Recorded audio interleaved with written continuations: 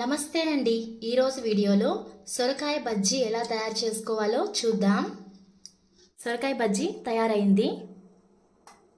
వేడి అన్నంలో నెయ్యి వేసుకొని అప్పడాలు లేదా వడియాలు నంచుకొని తింటే ఈ సొరకాయ బజ్జీ చాలా బాగుంటుంది.